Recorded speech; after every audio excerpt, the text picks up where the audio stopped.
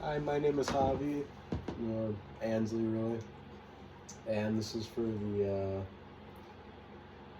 teaching project to show somebody how to do a movement. I'm going to be doing a bicep curl, and I'm going to use, it's doing it kind of late, so I don't have a proper volunteer, but I'll teach my dog as well as I can how to perform the bicep curl. So first step is obviously grab whatever you're using as your weight. It doesn't have to be a bag, it can be a dumbbell, as long as you can firmly grasp it in your hand. And for this curl, we're just going to be having our arm fully straight down by our side.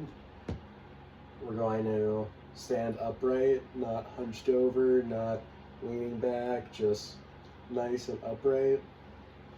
We're going to take our arm, and since koi is a little bit too hard to understand our contracting in muscles, since he's supposed to be a middle school stand-in, we're going to take our arm and we're going to raise our arm like a lever, keeping the upper portion of the arm as tight as possible, not moving too much, and you raise it up until you feel a squeeze in this part of our arm, and then we're going to slowly and gently bring it back down. And we're going to repeat this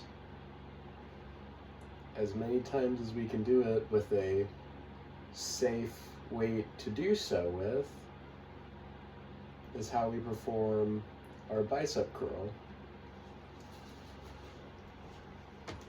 And then what we do on the other side is just perform the same motion.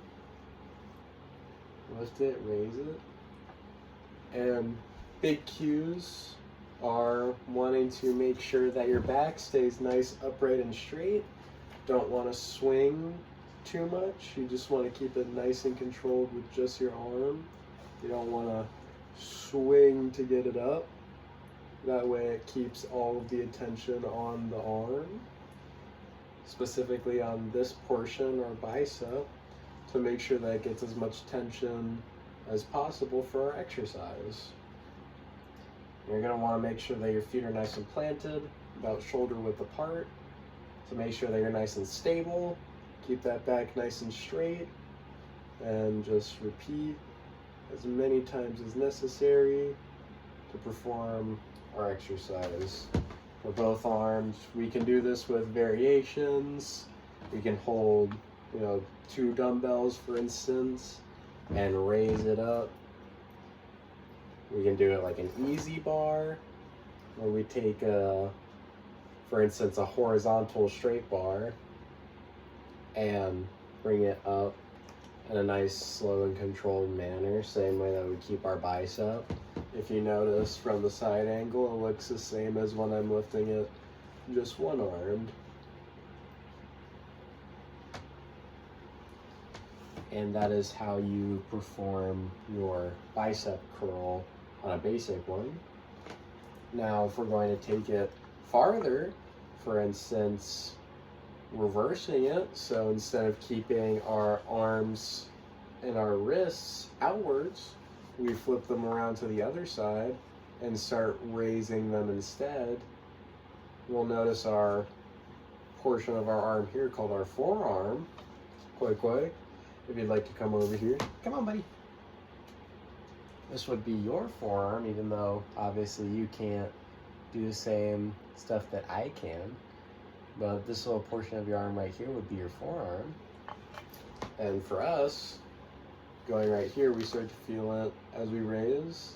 And still with this, we can do hammer curls, which brings the weight across the body instead to target an inner portion of the arm as we raise it across our bodies instead of going directly up. So from the side angle, we're going across our bodies. You, of course, do those two things with 2 arm variants, either doing, you know, our sidebars to do a more forearm based one. Doesn't have to be very limited. We have a lot of variation that we can do for bicep curls. You can do pausing for bicep curls.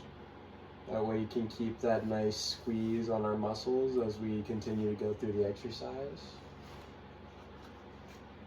And with as many of these changes, we can target every portion of our arm with just one simple version of an exercise for the outer portion.